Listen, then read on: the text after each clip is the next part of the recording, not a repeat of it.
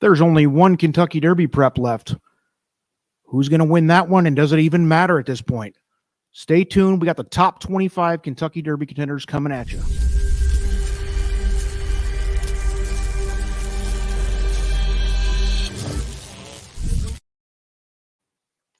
Ladies and gentlemen, Matthew DeSantis, your boy El Hombre here. We are here to once again run through the top 25. We've been doing this the last several weeks, and I think we could probably go ahead and clip off the bottom few here, Matt, since we're basically have our established top. I think we kind of know who's going to be in the gate, which is cool because we didn't know this a week ago. So some movement, not a lot of huge news coming out of this weekend. I think a lot of the horses we expected to do great did great. Yeah. And, a little bit of a mix this past weekend. So, Matt, let's talk about what did you see, first of all? What did you see this past weekend? There was 3 big ones. Yeah, I think obviously we saw the horses. It's almost what we didn't see, right? Go Rocket Ride scratching obviously shook some things up out in California. Then you take a look at what happened out on, up in New York with Lord Miles, huge long shot, 59-1 long shot, winning that. That kind of shakes up who's going to be coming out of that New York circuit a little bit. But yeah, Bluegrass was very form-fitting. The top 2 were clearly the top 2 with Verifying and Tappa Trice. So not a huge shakeup there. I do think the second place horse at the Santa Anita Derby that we're going to talk about in a little bit shook things up a bit in terms of what we might suspect. But yeah, listen, we have our kind of top 20 in the Derby right now in terms of who's going to be in the starting gate. But you mentioned the Lexington, one more prep left, and there are going to be defections. So some of these horses that we have ranked 21 through 25 and maybe not even in the top 25 right now might just get into the starting gate of the Kentucky Derby. And that's the reason why we figured we'd run it back one more time, because there is probably a window of 20 to 30 horses that could still get in, just depending on, like you said, some of them are going to not make the trip. Some of them are going to decide not to, for whatever reason. Some of them might have a health issue that, is enough to have them pull out. But in any case, let's run through the top 25.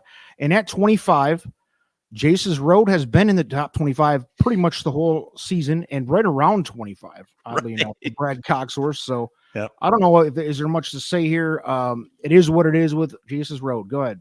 Yeah, I think so. And listen, he's distance compromised. He's a little further back from the, in terms of the rankings. It's going to take a lot for him to get into the final group. He finished 3rd in the Louisiana Derby, kind of had a perfect setup that day and couldn't really close. So I think he's a one-turn miler, but he's a horse that's tried hard on the Derby Trail this year for sure. Absolutely. And Red Route 1 was pretty high on a lot of people's lists. I think we've talked about one of the better closers this season in this crop, and he finished 6th in the Arkansas Derby last out. Big disappointment. Yeah. Kind of a letdown. He's dropped kind of off the radar for most people, I think. Is there any reason to still be hanging on to Red Route 1 here?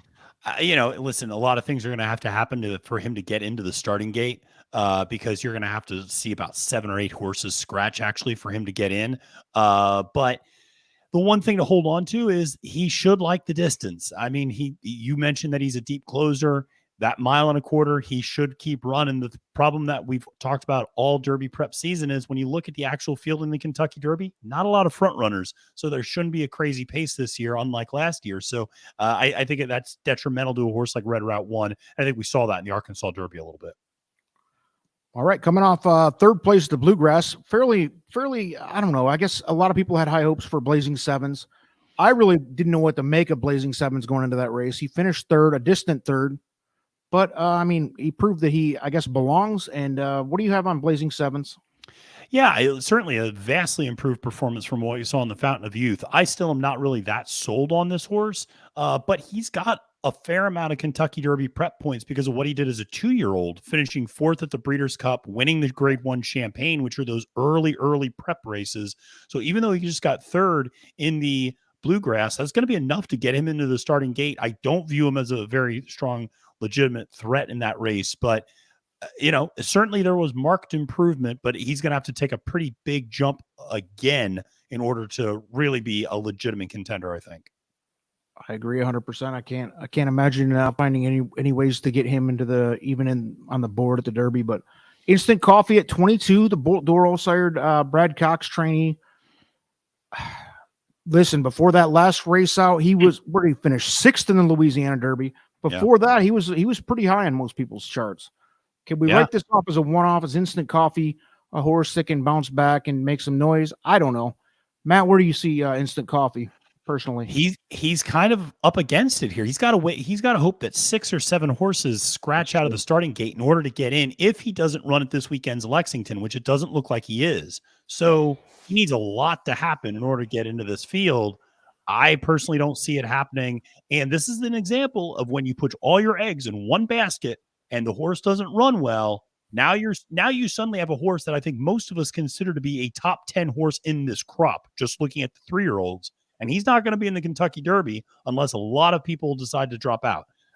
And that's, on Brad Cox to some extent, because he gave him that long layoff from the Lecomte all the way to that Louisiana Derby. Yep. Had a bad day with no pace to run into at all. That was the most glacial pace, 1:14.3 opening 6 furlongs. And, just couldn't get it done. Yeah, I mean, listen, if he gets into the field, he's dangerous, but I just don't think he's going to get in. Yep, and we mentioned it. There's 2 or 3 horses that were in that same circumstance that rolled the dice with skipping all those middle 50 pointers and just try to go for the home run, and it kind of backfired on instant coffee. If you're a believer, in any case, like you said, maybe I didn't see him in the Lexington probables either, so we'll see. Yeah. 21 Sun Thunder. This is kind of the opposite story of instant coffee. He has not wowed anybody, right? But he's been he's been dwelling in that 3rd, 4th place every race. He's been solid, not wonderful. And my guy Kenny McPeak, we'll see. But what do you have on Sun Thunder? Yeah, I mean, it seems like he's running everywhere, and they tried to get him in based off last week in the Bluegrass, because he ran in the Louisiana Derby, and then they come back in the Bluegrass and run him again, and he didn't run particularly well there. So I don't see him getting into the field as it is now, because there's no chance of him running this week in the Lexington, obviously. No, yeah. And again, he's going to have a ton of defections to get into this. All right, let's move into the top 20 here. This is where things start getting interesting. Mandarin Hero, the Japanese horse, just came over. Let's see. Finished second in the Santa Anita Derby, and very, by the time the race went off, I think people are listening to the bell of the frickin' Japanese invasion that's happening right now, because I wasn't super surprised. And by the betting window, I don't think a lot of people were surprised either. Mandarin Hero gets up for second over some horses that I think a lot of people were high on. So impressive run here, jumps into our top 25 for the first time. What do you have on Mandarin Hero? Listen, it was an incredible performance, considering he just shipped over last week. He got 1 work over the Santa Anita dirt. That was it. And then he runs his eyeballs out, runs a 99 or 100 buyer speed figure in that race. I think actually earns a 100 buyer speed figure, which is absolutely incredible. And this was a horse that was being billed, and I'll be the first one to admit that I was the one saying it as well. He was coming from a secondary track in Japan. He was not running in the elite company. But now we've seen Ushba Tesoro win the Dubai World Cup. We've seen Mandarin Hero finish second by a nose at the Santa Anita Derby. Marche Lorraine won the Breeders' Cup coming out of that same circuit. So Japan's second circuit is giving us a run for our money and winning big races. That should tell you everything you need to know about how good and deep the bench is over there. That was an incredible effort. He's sticking around. He only has 40 points, so he's on the outside looking in right now. He's 24th, so you need 4 people to scratch to get into the Kentucky Derby. But the connection said they're staying. They canceled their flight. He was supposed to fly out on Tuesday. They canceled the flight. They're staying here, and they're going to run in the Preakness. They're going to run in the Preakness if they don't make it to the Kentucky Derby, they said. So love to see it. I think that was enough. He did enough there to show that he belongs in the Kentucky Derby if he does get a spot. He ran, second over Skinner, who was a little higher on that list here, but a little bit of a surprise. Yeah, and he showed one other thing, which was there is this kind of perception that all Japanese horses are front runners, and he is not that. And I think he busted that perception that, the Japanese can only win when they get on the front end and kind of run fast up front. No, he's a closer, and it's not easy to close at Santa Anita, as evidenced by Skinner as well. But those two ran great races, really great races. All right, at 19 out of the Steve Asmussen barn, Disarm, he ran second in the Louisiana Derby. Mm-hmm. This horse is another one who's done nothing wrong, just ground out a nice prep season here. Yep. And Disarm's in the gate. What do we have here? well, he's actually not in the gate because he only has that second place at the Louisiana Derby. I He's thought only he got had 40 points from before. My fault. Oh, No. It's quite all yikes. right. Yeah, no, he's not in the gate actually. And I think he's probably the number one threat that's not in the gate Yeah. because he's a Okay. super talented horse. He's going to need some scratches to take place, but he's really, really good. I like him a lot in this particular spot. I know he's not in the gate yet, and we have him at 19, but he's a good horse that I think if he gets in, can absolutely make the right trip. And he was the only horse we should mention that was making up ground on Kings Barnes in that Louisiana Derby. Very impressive. Absolutely. And at 18, we had Cyclone Mischief coming off a third at the Florida Derby. And a pretty stout effort, if you ask me, especially if you're a person who believes that Forte is the best in the country, which a lot of people do. Yeah. Cyclone Mischief with a very respectable effort there in the Florida Derby. Yeah. Where are you at on number 18, Cyclone Mischief? Too high, too low? No, I think he's about right. I mean, he's another one that I think is actually second on deck to get into the top 20. So he's 22 right now. So he's going to get into the starting gate because there's going to be at least 2 defections. So he's going to be in the starting gate. I thought he showed a much better effort. He's a horse that could benefit in the Kentucky Derby big time because he can go to the front. And there's not a lot of front runners. We've talked about it. And he can absolutely take advantage of that and get out there and get pretty brave on the front end. And if he gets the right trip, he could really shock the world in that particular race. He's got talent. He's absolutely got talent. He can get the distance. Yeah, I'm a fan of Cyclone Mischief. I think he's got a shot. He could be a horse that surprises everybody on Derby Day. Yep. Not sure if he's capable of winning, but definitely capable of turning some heads. At 17, Raise Cane, coming off a 5th place at the Bluegrass. Not exactly the most impressive effort. He had a little, he's one of these horses that had, I feel like he was the benefactor of some weaker fields earlier in the season. He did some damage there, which you can't take away from him. I don't know what I think of Raise Cane as far as any shot at the Derby. Where are you out on Raise Cane, 17? Yeah, I'm not the biggest fan. He won that really fluky Gotham, which was in a muddy track, one turn Loose horses mile. running all over the place. Riderless horses that are getting in everybody's way. It was a bizarre race, and I just don't really see it. And to be honest, listen, Ben Colebrook is a smaller operation. They earned the right to get this horse into the Kentucky Derby. And I root for him, and I like Ben Colebrook's barn a lot. But I do wonder if he's a candidate maybe to defect from the starting gate. I just wonder. And so we'll see. I mean, that 5th in the Bluegrass wasn't that great because really it was really the first top 2, then Blazing Sevens, and then you can kind of throw a blanket over the rest. Yeah, I'm not sure whether that was a quality 5th place or not. But in any case, like you said, hey, if they want to run it in the Derby, then congratulations. I mean, for some people, like I've said this 100 times in past videos, for some people, that's the dream. Just get a horse in the gate, baby. Oh, it's any of our dreams. I mean, if you get a horse in the Derby, if Trust the Prophet's got a horse in the Derby, are you kidding me? Yep. Like, if I had a 1% ownership in a horse that was in the Derby, I'd be acting like the biggest baller on the planet, rolling in a limo with whatever gold-plated wheels. So yeah, I get it. Yeah, and no disrespect to the Raise Cane group. So at number 16, we have Skinner, who's also we just mentioned him. Yeah, he was beaten by Mandarin Hero. Yep. I thought Skinner ran a good race. Mandarin Hero beat him down the stretch. You said he's a good closer. Yeah. I think Skinner. We're not quite to the point in this list where we're going to talk the elite horses yet, but Skinner's kind of on the outside looking in, and I don't think we knew a whole lot about what to expect. I didn't anyway before that last race. So we learned that he's legit. He is legit. He's a horse that became a totally different horse as a 3-year-old. He ran some mediocre races, and I don't want to overstate things, but he wasn't that great. He was running in the 60s, 70s Beyer speed figure. Took a 5-month layoff from 2 to 3 and grew up. And he got big, and he got strong, and he got his endurance. And he comes back as a 3-year-old, breaks his maiden with a 94 Beyers, runs 3rd in the San Felipe with a 95 Beyers, and then runs 3rd again in the Santa Anita Derby with a 97 Beyers. I mean, he's going to continue to get better. And he's the number 1 horse that's on the deck. So he's going to definitely get into the Kentucky Derby starting gate because there's going to be at least one defection. So he'll get in.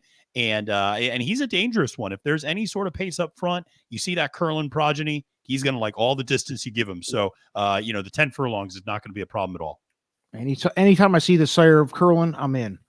Oh, yeah. Race Cane, Charles B brings up a good point. Race Cane, the type of horse that blows up a superfecta. Yeah, that's kind of, I think where we're at with Race Cane, we don't expect him to be in the winner's circle or even close, but he may. You're right. For sure. All right, let's move on. Top 15. Number 15 is new to the list this week. Continuar. This is another Japanese horse. He ran third at the UAE Derby. Yeah.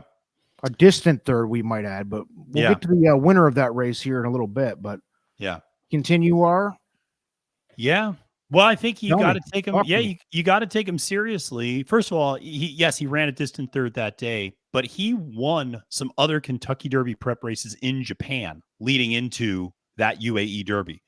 So he's beaten some very nice horses over in Japan. And if he's largely considered a better horse than Mandarin Hero, who we just saw finish second at the Santa Anita Derby. And he's got great pedigree. And I think, you look at a horse like Continuar, he should be able to continue to run for days. He's not a front runner. He can sit mid-pack and go. There's a lot to like about this horse. And again, I think it just shows if Mandarin Hero was able to do what he did, then you got to take these Japanese horses super seriously. And you got to consider them legitimate threats. Yoshido Yahagi, one of the best trainers in the world. And so he's going to have this horse ready to roll. All right, at 14, your shocker, Wood Memorial winner at 1,000,000-1, Lord Miles. And we had seen him. I think he was, at least at the betting window, a little higher thought of the race before. Yeah. In this race, he goes off 58, whatever it was. 59-1. Yeah. Yeah. Sappy Joseph Jr. gets him in the winner's circle at the Wood Memorial. You love it. And yeah, you got to love it, baby. I mean, the Wood Memorial, I don't think anybody here was sitting here saying whoever wins the Wood Memorial is going to be the Derby favorite. We knew it was a pretty dark scene there in New York. You were there at Aqueduct. Yeah. I don't know. I mean, could Lord Miles, what's your take on Lord Miles? I don't even know what to make of it because I think the whole New York circuit is second tier to these next, 10 or 15 horses we're going to talk about. Go ahead. Yeah, no, I agree with you. I completely agree with you about your assessment of Lord Miles and the New York circuit, I should say. What I'll say about Lord Miles is this. He's a horse that I went back and looked at my notes when he ran in the Holy Bull. He was my value play in that race. I mean, I really liked Lord Miles. I thought he was going to be able to show you a little something. But he got stuck on the inside rail in each of his first two preps. And I think that just skunked him a little bit. And I remember making a note in my Wood Memorial card. And I said, escapes the inside rail, might show something more this time. Now, when I said might show something more, I thought third or fourth. I didn't think he was going to actually win. Right. No. So it's it's a great story for Safi. I think he's a huge long shot in this race, but he was a horse that was on the right trajectory at one time. Reminds me a little bit of a horse that we actually saw win a Kentucky Oaks prep this week in the Ashland, Defining Purpose, who was on a good trajectory, then got stuck on two sloppy tracks, comes back and now shows you what she can do on a dry, fast surface. Lord Miles feels a little bit like that with regards to, escape the inside rail, gets a better post position, really showed a gutty effort, beating just barely nosing out Hit Show and Dreamlike in that Wood Memorial. All right. So that's interesting. That New York circuit is a wild circuit right now for me. I don't know what to make of it. I'm almost, when it comes Derby Day, if nothing else, major changes, I'm probably just going to be, no, thank you on the New York circuit. Yeah. This is too wild. All right. Yep. Let's move along here. Number 13. This is our boy Colin. I think it was his golden boy. Reincarnate, third in the Arkansas Derby last out. I like Reincarnate. I mean, I definitely can't kill you if you're putting him underneath. I don't think he's going to win.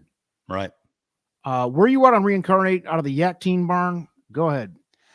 I'm less bullish than Colin. I'll just say that. And I thought that Arkansas Derby performance was a little disappointing because he had excuses for finishing third in the Rebel. And you go, okay, listen, if he gets the brake cleaned up, he's going to have a better pace. He's going to get a better setup. He faced all sorts of trouble in the home stretch in that Rebel race.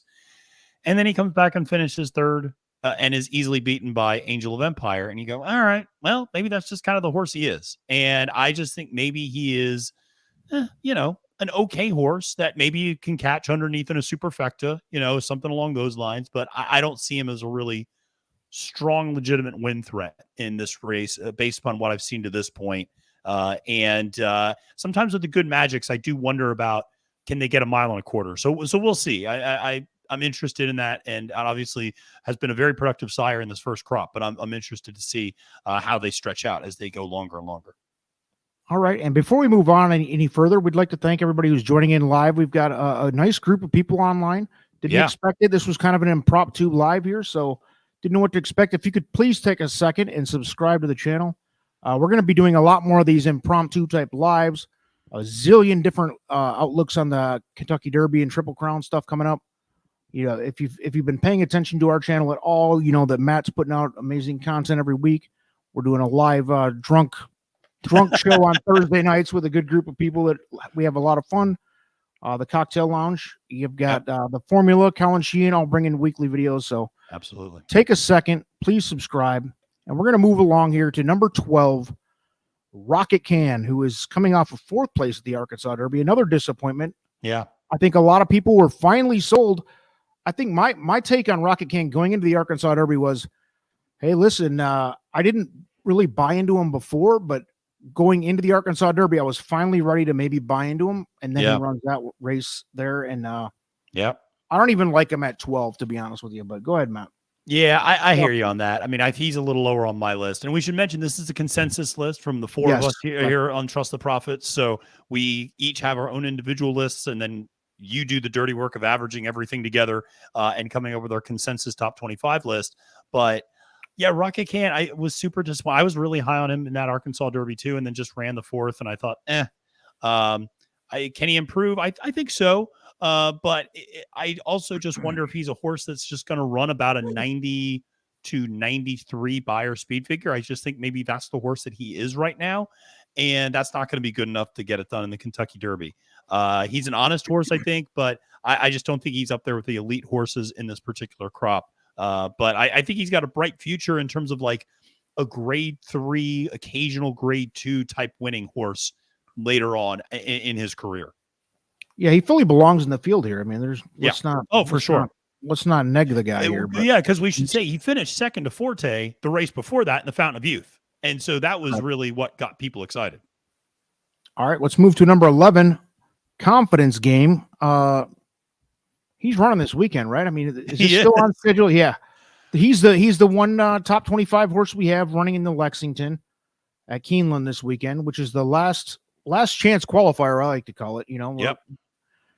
We could see some movement in that field, so who knows? But Confidence Game, real big question marks. But at 11, somebody in our group feels pretty highly on Confidence Game, or a couple of us. Yeah. Well, spoiler alert, it's not me, but go ahead. Yeah, I think Confidence Game, he's such an interesting horse because he goes and wins the Rebel and looks like $1 million doing it. He looks great that day. Now, he's a candy ride. They like the slop. It was in the slop. But he showed a whole new dimension because before that, the only time he'd ever won was wiring the field. What does he do in the Rebel? He sits 5th, 6th, 7th early on. He sits like mid-pack and then makes this great move and wins going away in a super impressive performance. And then Keith DeSormo, his trainer, says, we might not run him again until the Kentucky Derby. So he skips the entire last round of preps. Then all of a sudden he pops up on the probables list for the Lexington, which is kind of a bizarre prep to use because it's so close to the Derby. It's going to be such a quick turnaround. So I'm not sure what to make of him.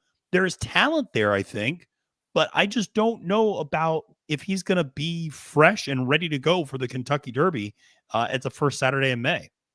If he goes and runs a monster at the Lexington, I think he'll turn some heads. Otherwise, no thanks on him. Yep. We'll see. Like you said, I mean, we'll see.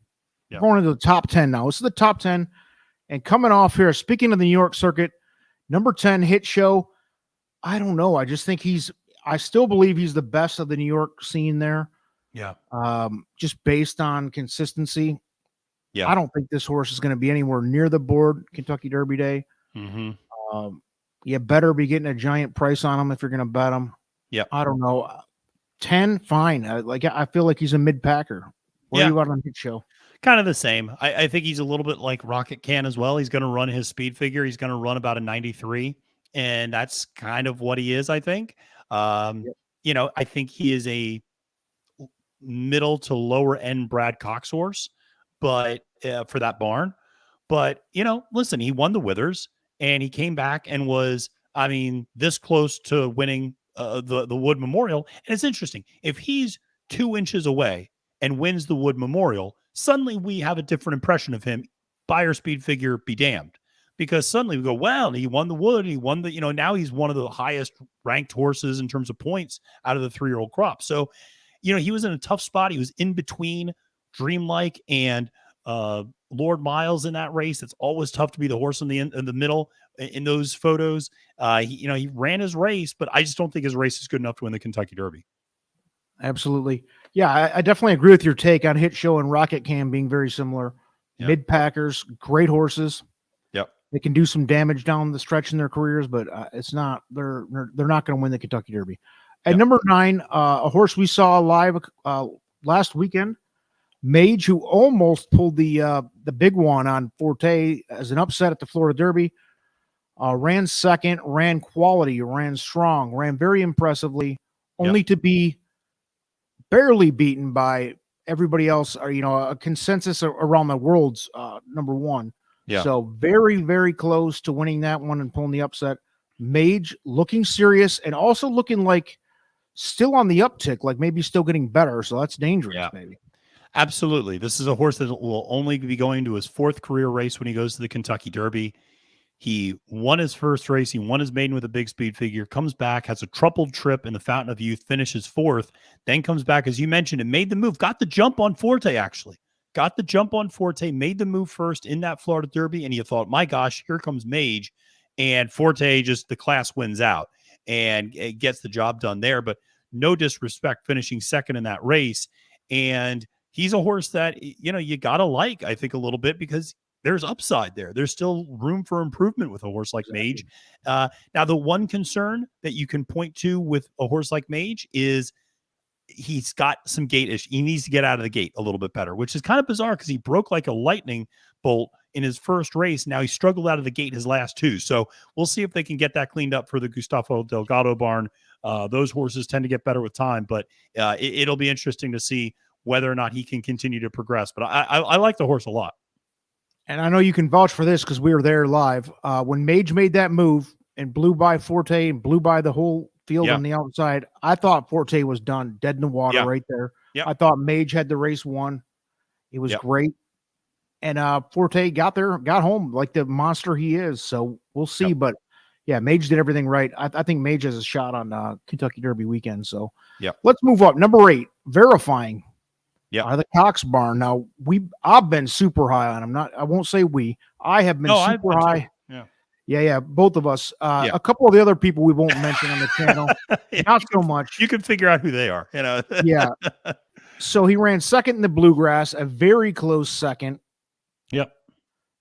Very impressive. And this horse finally stepped up and did what we've kind of been thinking he was going to do all along. Yeah. And here comes Verifying. He runs the race of his life. He loses by a neck. Great effort. Yeah. This horse is live on Kentucky Derby Day, baby. And he's gonna get a little bit of a price because he's kind of falling into that a little bit under the radar category because he hasn't won. He hasn't won a big race yet. So I love him. This is my price on Derby Saturday. So spoiler alert. Listen, here's the thing about Verifying is he should get a good trip in the Kentucky Derby because we've talked again about the lack of early speed in this race. He'll be forwardly placed and he should be in a good tactical position for this race. Now, the knock against him is he got that exact same setup in the Bluegrass and couldn't get the job done. Now, that might depend on your opinion of how good Tapit Trice is. If you think Tapit Trice is the best horse in this Derby field, spoiler alert, one of us does think that, and then finishing second to him by half a length is no knock at all. And you go, this is a really strong horse that he's going to stay out of trouble. He's not going to have a lot of traffic issues to deal with. He gets out of the gate cleanly. He's a horse that has some upside. So I like Verifying a lot as well. I think he's kind of a cut below with what I would consider the top contenders, but he's right there. And I agree with you. He's going to be a little bit of a price. And I like him to use him in some vertical exotics on Kentucky Derby Day for sure. Yeah, and his loss by neck to Tappet Trice, both of those horses, again, spoiler alert, both of them are in my top 3. So that's how much I thought of that race there. So moving along, we're going to the Jeff Ruby Stakes champion, 2 fills at number. Actually, we're going to go to Practical Move first. Yeah, skipping over one. No, Practical Move, the Santa Anita Derby champion, Practical Move. I don't know. I'm kind of mixed emotions on Practical Move. I know he definitely belongs here in the top 10. Yep. I have no qualms about that. He's a quality horse. He's done nothing wrong. I don't know that I kind of feel like what you just said about Verifying. I'm not sure he's at the level of those next few, including Verifying. I just don't know that he's elite. Go ahead. Yeah, listen, I think it depends on what you think of the California circuit. It's obviously been a little bit weaker because the Baffert horses have not been running, and there have been a slew of medical issues with that, and obviously with him being suspended from entering horses in Kentucky Derby, etc. Yaktine, though, his trainer, Tim Yaktine, has done everything right with Practical Move. This is a horse that won the Los Alamitos Futurity as a 2-year-old, comes back from a long layoff, wins the San Felipe, comes back, goes 9 furlongs. A lot of people didn't think he could get 9 furlongs because of that Practical Joke sire up top, and gets the 9 furlongs. Now, a lot of people have noted this, and I saw it when I watched the replay of the race as well. He loves that inside rail trip. And at the Kentucky Derby, I don't know if he's getting that. And that's not an easy spot to get. And so he saves every inch of ground every single time he rides that, runs. So I think there are some questions. Can he get 10 furlongs now? And that might be a distance a little too far for him, because you already started to see Mandarin Hero and Skinner catching up to him at the end of that Santa Anita Derby. So going another little bit further, I think it's a problem. Now, that said, you look underneath on Practical Move, he's got the ability to run for days. The Dam was a 2-turn turf winner out of a Fleet Alex. So, who can run for days. So, there's some distance pedigree underneath if you want to use that angle. But, we should mention he's one of the few horses to pop a 100+ buyer speed figure 2 times in this crop. So he's got speed. He should sit the right trip. Just a matter of whether or not he's got the distance. Yeah, and obviously we'll be looking at post-position draws and everything coming up here in the next couple of weeks for the Derby. But Practical Move, he's done enough. I get it. I get it if you're high on him. Number 6-2 fills. This is Matt's golden boy this year. Jeff Ruby Stakes champion. And this is a horse who's Grinder has won, has done everything right, looks great. Matt, I'm going to let you take this one away because this is your horse. This is my boy. So he's number 3 on my list. And I love 2 fills. Here's a little factoid I shared with the group earlier today. Out of all of the 3-year-old colts running in the Kentucky Derby trail as 3-year-olds outside of California, which always has inflated speed figures, outside of California, only one 3-year-old has run a 100+ buyer speed figure as a 3-year-old. That is 2 fills, who ran a 101 at the Jeff Ruby on that synthetic surface. But we saw Rich Strike go from that synthetic surface to win at Turfway Park last year. Unlike Rich Strike, 2 fills has shown the class. I mean, he's run big races. He's finished 2nd at Instant Coffee. He's finished 3rd in a couple of spots. He comes back, blows away the Jeff Ruby. What I love about him is that he's super tactical. He can sit whatever trip he needs to sit. Can he be on the lead? Absolutely. Can he be mid-pack? Yes. Can he be a deep closer? Yes. I absolutely love that from him. You're going to get a price on Derby Day. I love that Larry Ravelli's finally made it to the Derby. I love his jockey, Jareth Loveberry. And I'm just excited for this horse to run. I think you're going to get a big price. He is my this year's simplification in terms of a horse that I just think plugs away and is going to come in at a huge price in those vertical exotics. Really like this horse a lot. He's going to be 20-1 too at that. At least. Yeah. Yeah. I love it. Yeah. We love it. All right, let's go. Top 5. Here we go. And there's some contention amongst the prophets here, but number 5, Kings Barnes, who I have in my top 5 for sure, coming off the Louisiana Derby win. Yeah. Todd Pletcher's got 2 of the best in my opinion. Kings Barnes are the Uncle Mo sired horse here. What do we have here? Because I think I like King's Barnes a little more than everybody else does, but again, not to be mistaken for those two horses coming off the bluegrass. Yeah, listen, Kings Barnes, I think that Louisiana Derby was such a divisive race for some people because on one hand, they looked at it and they go, God, could you go any slower up front? I mean, he went so slow. Like I said, that 1:14.3 opening 6 furlongs. Not his fault. The thing is, no, it's not his fault. He got on the lead. He set the pace. Nobody pressured him. So why would he go fast? Yeah. And then when he was asked to move, he went. And he easily started pulling away from people. And nobody, despite going so slow, nobody could make up ground on him. So, I think it speaks to the lack of early speed in this race. He and Verifying should get good trips out on the front end. They should be able to set reasonable fractions. I think Kings Barnes absolutely a very legitimate threat here. And I think he's a very nice horse in the spot. And I just think, some people are going to overlook that Louisiana Derby a little bit or dismiss it. I think you're going to get a price on Kings Barnes come Derby Day.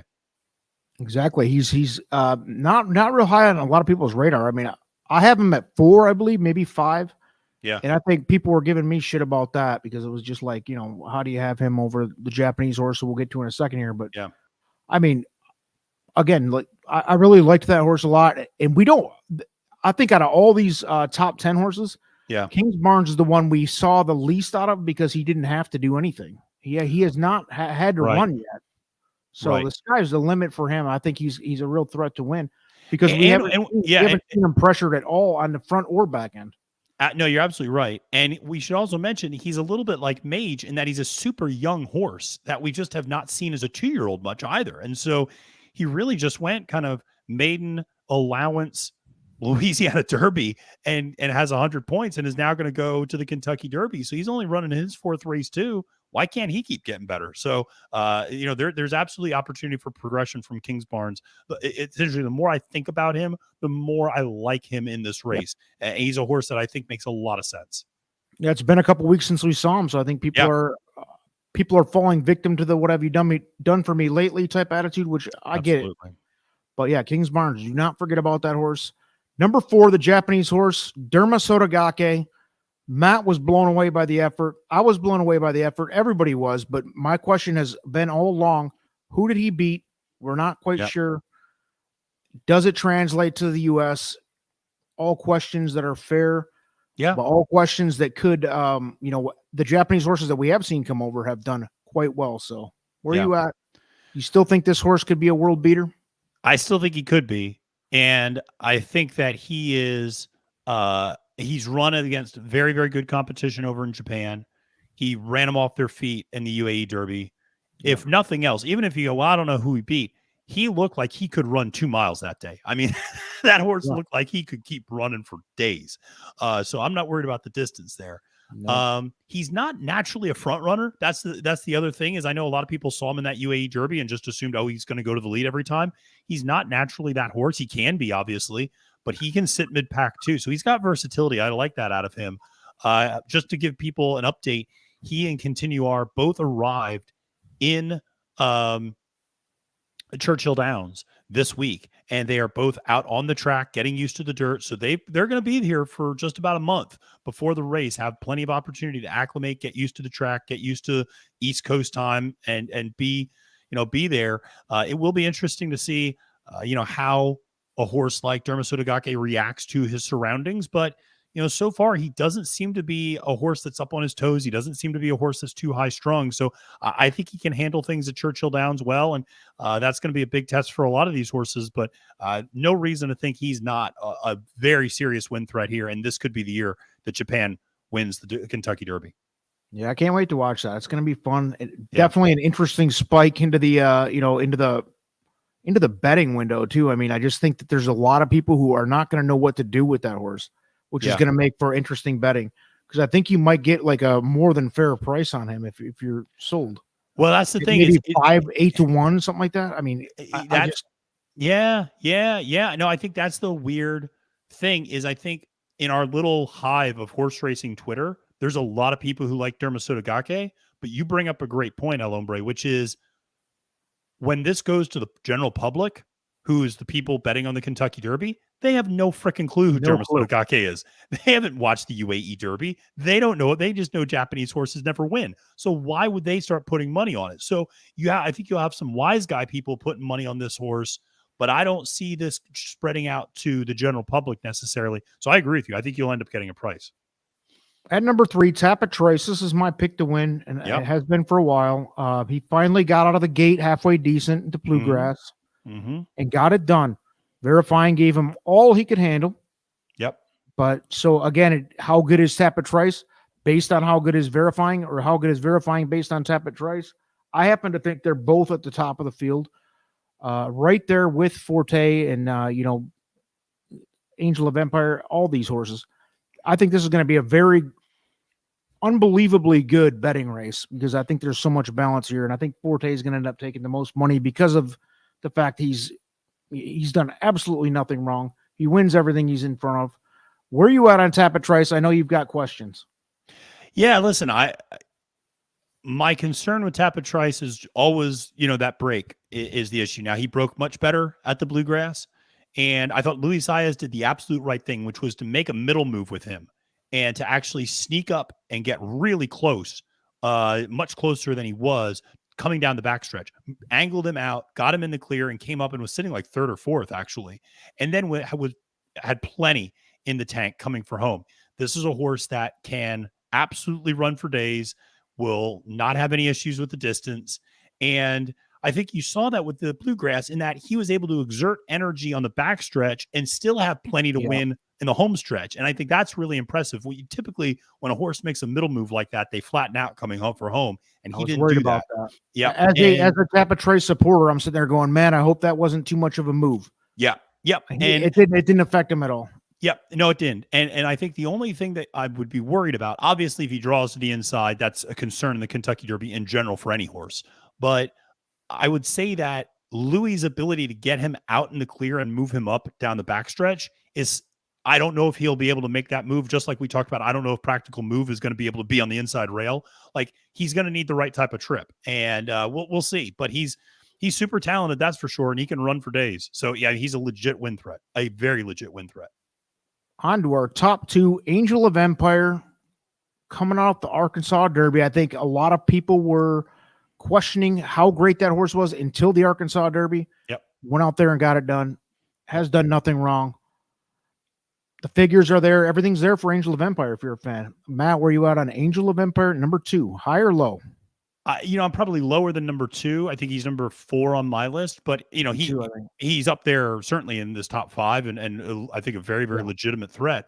The thing about Angel of Empire, and you're starting to hear us talk about the same things. I know he can get the distance. That's the other thing. This horse loves the distance. So the more ground you give him, the better he's going to be. The 10 furlongs isn't an issue. He does come from the back a little bit, so you do wonder how effective is he going to be if there's not a super aggressive pace up front. But the fact that I know he can get the distance and I'm not sure about a lot of these other horses means he's going to be picking them off coming down the stretch for sure. And you're right. I think he answered a ton of questions in that Arkansas Derby. I like him a lot. I think he's a very, very legitimate live threat here. All right. And then finally, let's cap it off with number 1, Forte, who I believe in our 3-year quick history on Trust the Profits, the only horse to ever run the table. Yeah. All the way from the Breeders' Cup Juvenile all the way to the Kentucky Derby weekend, has never fallen out of the number 1 position. He's not on our number 1. He's not on all of our number 1 positions. Yeah. In fact, he's only number 1 on one of our lists. This guy right here. Yep. And but it tells you enough that he's either 2 or 3 on everybody else's list. He's 2 on mine. He is right there and has been the picture of consistency and greatness. That close at the Florida Derby, you make what you will of it, but that was super impressive. I thought he was dead going to the top of the stretch, and then I thought he was dead halfway down the stretch. Yep. And he made those giant strides and got home. Yep. Forte, number 1, and has been all season. Yeah. What more can you say? No, it's hard to. It was so funny. I think this is funny that I ended up being the only one with him being number 1 because I've been the one that's actually moved him off the number 1 spot probably the most out of any of us throughout the Derby season. But consensus wise, you're right. He remained number 1 for us the whole time. And Yeah, that Florida Derby was just so impressive. I mean, he just seems like a horse that just doesn't want to lose. He just refuses to lose. And you like to see that sort of test out of a horse, quite frankly. And I like to see horses that are battle tested. That stretch run with Loggins in the Breeders' Futurity. I mean, that's as good as it gets. Ding. And check the if you're playing Colin Sheehan bingo at home, there it is. We got the Loggins reference. And so, and then that amazing close, obviously super impressive at the Florida Derby. The question for Forte will be, what type of trip does he sit? He escaped that 11 post in the Florida Derby. What type of post does he get? But here's the thing. He's much like Two Phils, and he's a much better version, I think, of Two Phils, but he's super versatile. He can go to the lead. He can sit mid-pack. He can close from the back. He can do whatever he needs to do based upon the way the pace sets up, the post position he gets. He answers so many questions. He checks so many boxes. He's by far and away the most complete horse, I think, in this crop. Does that mean he's a shoo-in to win the Derby? Absolutely not. But he's the horse that I have the least number of questions about. And I think that's why he's my number one, personally. Yep, and I can't fault anybody for putting him at number one. He's been a rock star since day one. Yep. Matt, let's close this thing out, baby. We've gone long. Thanks everybody for joining this impromptu live, and we're gonna post this as a video for everybody to take a look at later too. So, thanks everybody for joining. Please subscribe. We'll be back throughout this Derby prep season now that it's just about done with the Lexington coming this weekend. But we have tons of content to go to hopefully help you make up your mind on who to pick out of this tough crop of 3-year-olds. It's going to be a tough betting race, but that means if you've got a strong opinion, then you can make some money this year, baby. All right. Thank you, Matt. Peace out, everybody.